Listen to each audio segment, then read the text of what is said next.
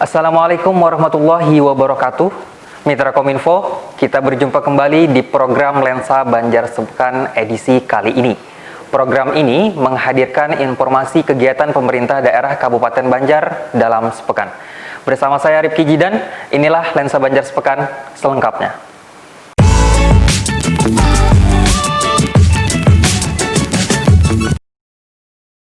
Mitra Kominfo, dalam rangka mengantisipasi bencana alam kebakaran hutan dan lahan atau karhutla di wilayah Kabupaten Banjar tahun 2020, Polres Banjar menggelar apel pengecekan pasukan dan sarana prasarana penanggulangan kebakaran hutan dan lahan tahun 2020 di halaman Polres Banjar. Bupati Banjar yang diwakili Sekda Banjar Haji Muhammad Hilman berpesan agar meningkatkan kewaspadaan dan terus berupaya melakukan pencegahan terhadap potensi kebakaran hutan dan lahan yang akan terjadi. Sebanyak kurang lebih 600 personil disiapkan dalam penanganan karhutla di Kabupaten Banjar ini.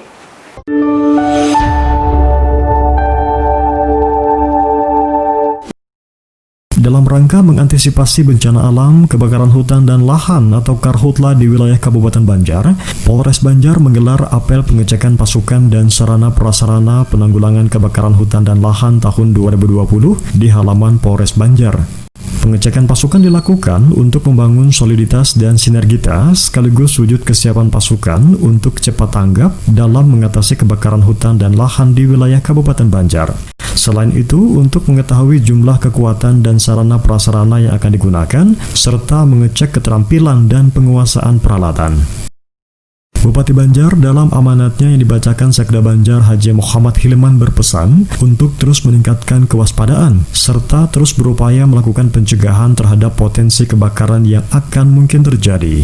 Kabupaten Banjar merupakan daerah yang mempunyai tingkat kerawanan tinggi terhadap bencana, khususnya kebakaran hutan dan lahan. Oleh karena itu, semua harus berperan aktif dalam mencegah hal-hal yang dapat memicu timbulnya bencana, yakni dengan cara penyuluhan, kampanye, sosialisasi, termasuk memastikan kekuatan pasukan dan penguasaan peralatan yang akan digunakan dalam penanganan karhutla. Hari ini kita melaksanakan apel kesiapan pasukan serta pengecekan sarana prasarana dalam rangka antisipasi penanggulangan kebakaran hutan dan lahan di wilayah Kabupaten Banjar yang diinisiasi oleh Polres Banjar yang melibatkan seluruh unsur terkait penanganan karhutla di wilayah Kabupaten Banjar dari TNI, Polri, Manggala Agni, Damkar, baik itu yang dari pemerintah Kabupaten Banjar, dari swasta, kemudian juga dari BPBD dan segala potensi juga dari TNI dan dari kesehatan. Jadi semua pihak terkait, stakeholder terkait hari ini berkumpul dan harapan kita menghadapi cuaca musim kemarau di wilayah Kabupaten Banjar, di mana berdasarkan data terjadi peningkatan yang cukup pesat kebakaran lahan di wilayah Kabupaten Banjar tahun 2018 ke 2019. Nah, kita tidak ingin hal ini terjadi, makanya kita harus siap lebih dahulu. Dan hari ini sudah dilakukan apel kesiapan tersebut. Kami dari Polres Banjar dan jajaran sudah siap melakukan kegiatan penanggulangan karhutla.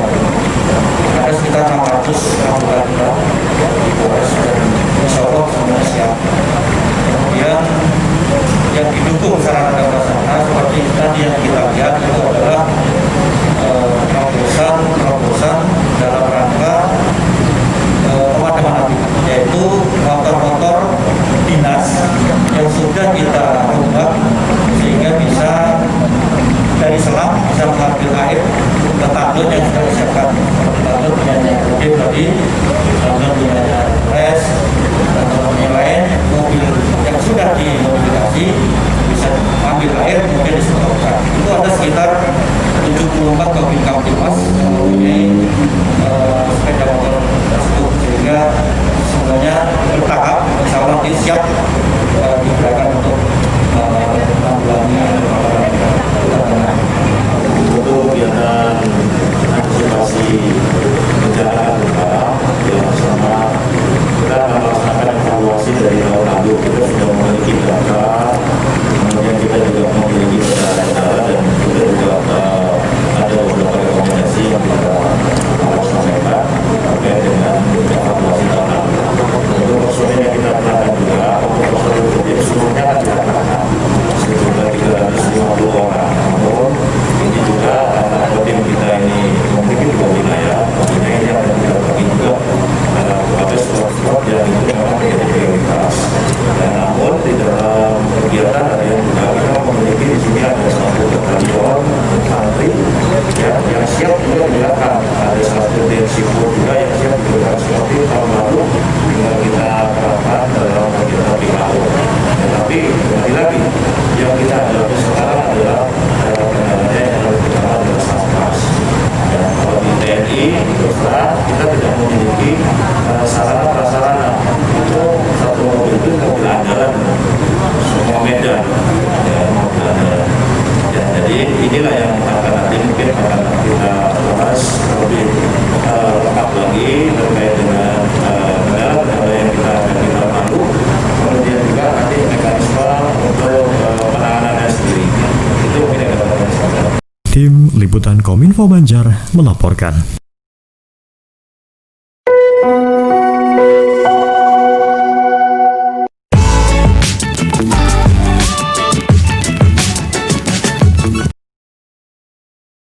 Mitra Kominfo, Bupati Banjar Haji Khalilur Rahman menguatkan hati warganya yang tertimpa musibah kebakaran di Desa Abiro, Kecamatan Karangintan.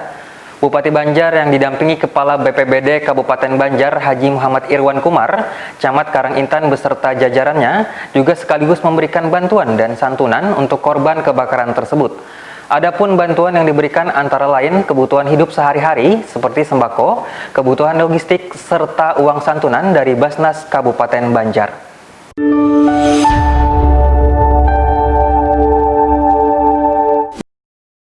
Kebakaran yang terjadi di Desa Abirau, Kecamatan Karangintan belum lama tadi menghanguskan satu buah rumah. Dari keterangan pembakar setempat, kebakaran diakibatkan arus pendek yang memicu terjadinya api. Dan pada saat api sudah membesar, penghuni rumah sedang tidak berada di tempat. Berkat kesigapan warga langsung dapat memadamkan api yang berkobar. Juga dibantu 2 unit BPK yang datang dari Kabupaten Banjar. Bupati Banjar Haji Khalilur Rahman pada Senin siang langsung menyambangi warga yang terkena musibah kebakaran tersebut dengan memberikan bantuan secara simbolis dikoordinir oleh BPBD Kabupaten Banjar. Bupati juga memberikan semangat dan doa, juga menghimbau kepada warga agar tetap waspada dan lebih memperhatikan kondisi rumah jika ditinggalkan berpergian untuk mengecek listrik yang tidak terpakai agar dimatikan sesuai keperluan saja. Di siang hari ini kita dapat berkumpul di tempat ini dalam rangka melihat secara dekat atas terjadinya musibah kebakaran di Desa Abiro ini. Dan ini setiap musibah itu pada kita undang karena memang datangnya secara tiba-tiba. Tak lupa di kesempatan ini, Camat Karangintan Muhammad Ilmi memberikan bantuan secara simbolis berupa keperluan seperti sembako, juga bantuan dari Karang Taruna setempat untuk kembali membangun rumah yang sudah terbakar dengan bergotong royong membangun rumah tersebut secara bertahap dengan bahan bangunan yang sudah ada. Taufik Umar, Kominfo Banjar melaporkan.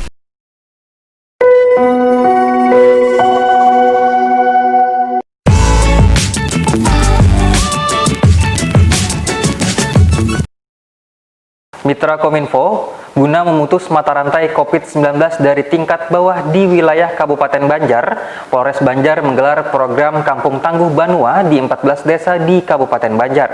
Program ini dilaunching secara simbolis di Desa 2 Kecamatan Kertak Hanyar.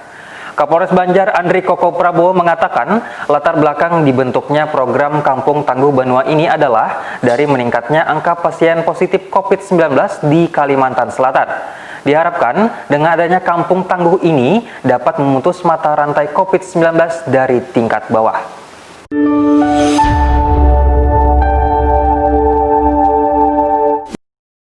Guna memutus memutus mata rantai COVID-19 dari tingkat yang paling bawah di Kabupaten Banjar, Polres Banjar menggelar program Kampung Tangguh Banua di 14 desa yang ada di Kabupaten Banjar. Launching program Kampung Tangguh Banua ini digelar secara simbolis di Desa 2, Kecamatan Kertakanyar, Kabupaten Banjar. Launching Kampung Tangguh ini secara resmi dibuka oleh Kapolres Banjar Andri Koko Prabowo dan turut dihadiri Sekda Banjar Haji Muhammad Hilman dan Dim 1006 Martapura Letkol Armet Siswa Budiarto, Kepala Pelaksana Harian BPBD Kabupaten Banjar Haji Irwan Kumar dan tamu undangan lainnya. Sekda Banjar Haji Muhammad Hilman dalam sambutannya mengatakan, Kecamatan Kertakanyar adalah perwakilan dari polsek yang ada di Kabupaten Banjar dalam program Kampung Tangguh Banua yang merupakan kampung percontohan untuk menggerakkan dan menggiatkan masyarakat dalam menanggulangi dan memutus mata rantai COVID-19.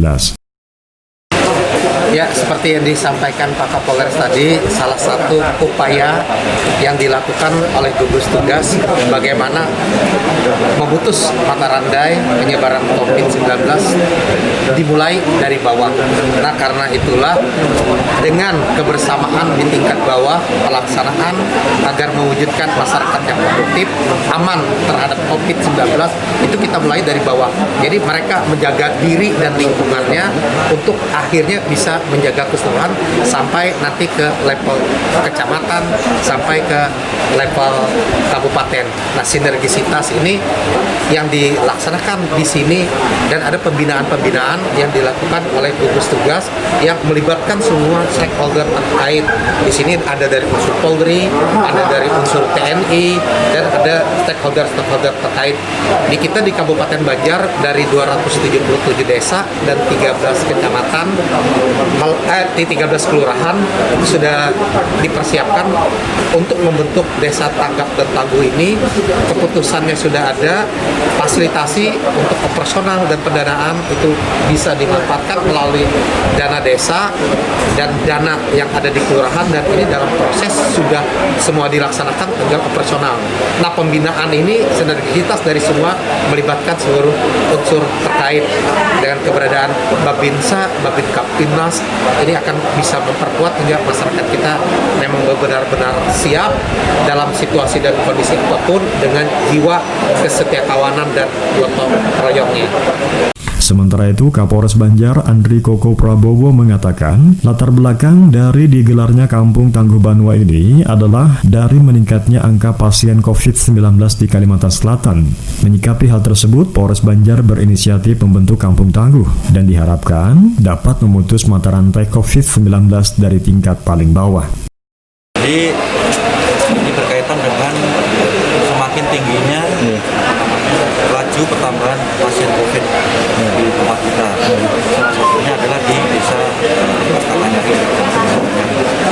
Dari itu kami berinisiatif untuk membentuk Kampung Tangguh. Artinya kita bisa memutus mata rantai penyebaran COVID-19 dari bawah. Kalau di tingkat bawah sudah bisa kita kendalikan, insya Allah ke atas akan semakin gampang. Ada berapa desa? Kalau yang kita unggulkan ini ada sekitar 14 desa. Salah satunya di desa Kertakanyar. Kita serahkan semuanya kepada desa. Nanti ada Babinsa, Kaptimnas, bersama dengan para relawan, juga dari rekan-rekan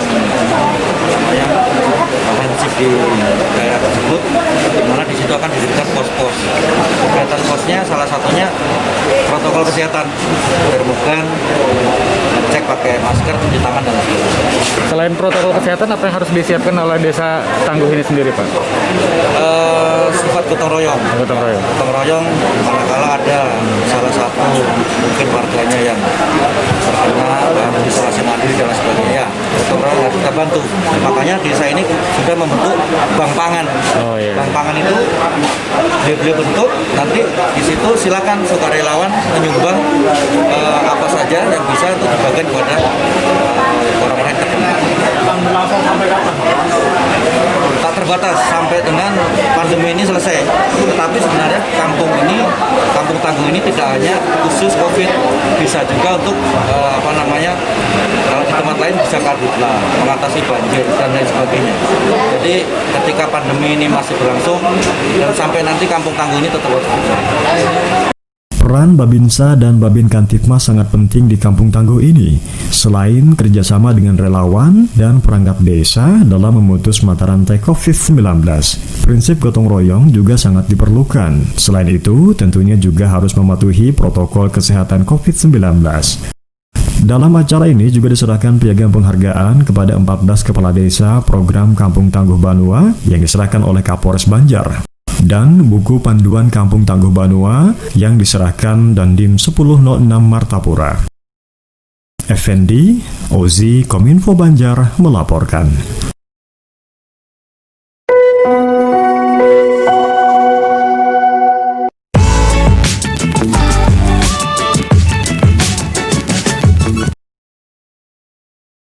Mitra Kominfo, Badan Pemeriksa Keuangan atau BPK RI Perwakilan Kalimantan Selatan melaksanakan penyerahan laporan hasil pemeriksaan atas laporan keuangan pemerintah daerah tahun anggaran 2019 melalui video conference.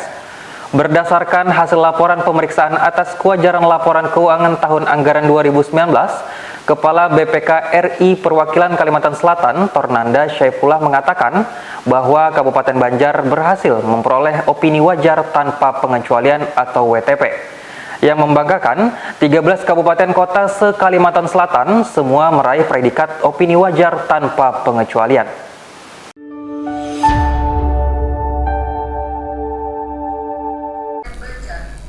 Badan Pemeriksa Keuangan atau BPK RI Perwakilan Provinsi Kalimantan Selatan melaksanakan penyerahan laporan hasil pemeriksaan atau LHP atas laporan keuangan pemerintah daerah atau LKPD tahun anggaran 2019. Untuk pertama kalinya pada tahun 2020 ini, penyerahan LHP atas LKPD TA 2019 pada 13 kabupaten kota di Kalimantan Selatan ini dilakukan secara online atau video conference dikarenakan situasi pandemi COVID-19. Berdasarkan hasil laporan pemeriksaan atas kewajaran laporan keuangan tahun anggaran 2019 oleh Kepala BPK RI Kalimantan Selatan, Tornanda Syaifullah mengatakan, Kabupaten Banjar berhasil memperoleh opini wajar tanpa pengecualian atau WTP. Bupati Banjar Haji Khalil Rahman mengungkapkan rasa syukur atas perolehan opini WTP di Comment Center Barokah Pendopo Bupati Banjar Martapura. Keberhasilan Kabupaten Banjar atas mempertahankan opini WTP tersebut, Bupati Banjar mengucapkan kepada seluruh jajaran aparatur pemerintah Kabupaten Banjar yang bekerja keras sehingga laporan keuangan sesuai dengan aturan serta ketentuan yang berlaku. Sementara itu, Kepala BPK RI Kalimantan Selatan, Tornanda Syaifullah menjelaskan pada sambutannya di tengah pandemi COVID-19, BPK RI tetap mengacu standar yang ditetapkan dalam proses pemeriksaan LKPD TA 2019. Meski demikian, ada beberapa metode pemeriksaan yang dimodifikasi, akan tetapi proses pemeriksaan tetap melalui quality control dan quality assurance yang ketat. Dan pada laporan tersebut, BPK memberikan opini mengenai kewajaran informasi disajikan dalam laporan keuangan tersebut. Beliau mengucapkan selamat kepada semua 13 kabupaten atau kota Provinsi Kalimantan Selatan yang telah meraih predikat opini WTP, serta kepada daerah-daerah yang dapat mempertahankan predikat WTP ini. Tornanda Syaifullah berpesan semua pemerintah kabupaten atau kota untuk tetap harus meningkatkan kualitas keuangan serta pelayanan masyarakat. Lydia, Kominfo Banjar melaporkan.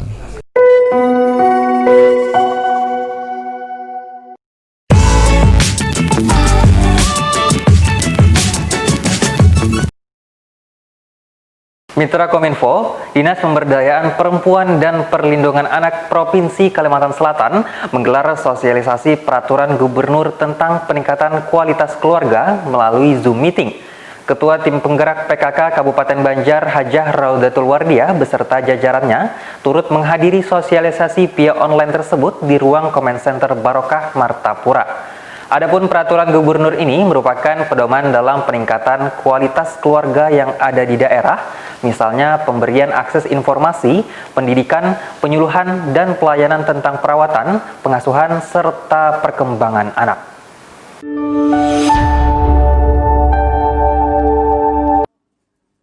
Dinas Pemberdayaan Perempuan dan Perlindungan Anak Provinsi Kalimantan Selatan melaksanakan sosialisasi peraturan gubernur tentang peningkatan kualitas keluarga via Zoom meeting.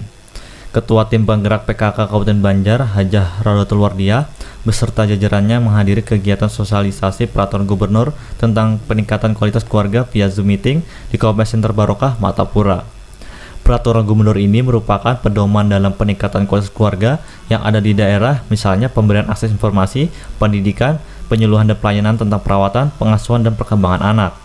Sosialisasi yang dilaksanakan oleh Dinas Pemberdayaan Perempuan dan Perlindungan Anak Provinsi Kalimantan Selatan dihadiri pula oleh Ketua TPPKK Kabupaten atau Kota Kalimantan Selatan. Hajah Husnul Khatimah sebagai narasumber mengatakan rencana penyelenggaraan peningkatan kualitas keluarga antara lain pencegahan pernikahan usia anak, pemenuhan hak anak atas air susu ibu atau ASI eksklusif. Sasaran peningkatan kualitas keluarga sendiri akan didata secara bertahap dinilai dari aspek pendidikan, kesehatan, ekonomi, dan aspek lainnya menentukan tingkat kualitas keluarga yang mandiri dan sejahtera. Ketua Tim Penggerak PKK Kabupaten Banjar, Hajah Rodatul Wardiah mengatakan kegiatan yang akan dilakukan lebih dulu adalah pembentukan tim dan pemilihan kader.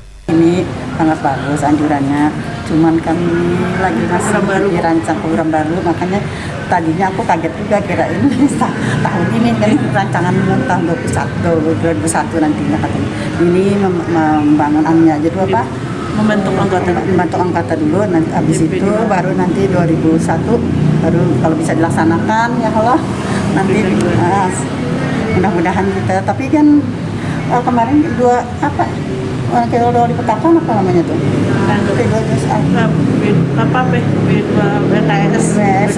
Tapi ini lain sama sedikit antara itu. Ini baru lagi sih gubernur dianjurkan. Mudah-mudahan nanti bisa terlaksana dengan baik. Tapi kan dengan adanya COVID ini kan kita terbatas. Bergeraknya terbatas, uangnya juga terbatas, mana orangnya juga terbatas. Jadi mudah-mudahan nanti bisa COVID ini udah berlalu, nanti mudah-mudahan kita bisa jalan normalnya. Mudah-mudahan nanti berkat adanya dibimbing kan kalau menjadi keluarga yang berkualitas, mudah-mudahan nanti akan adanya ini, mudah-mudahan nanti masyarakat kita bisa berjalan dengan baik, mudah-mudahan bisa kita membentuk kualitas keluarga, mudah-mudahan. Amin. Terima kasih banyak. Bagus Inka Kominfo Banjar melaporkan.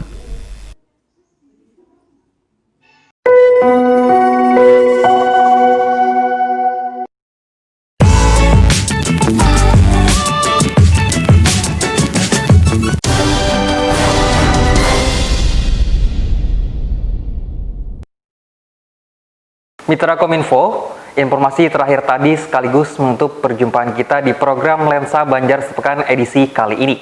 Saya Rifki Jidan, mewakili kerabat kerja yang bertugas, mengucapkan terima kasih atas perhatian dan kebersamaan Anda. Sampai jumpa. Wassalamualaikum warahmatullahi wabarakatuh.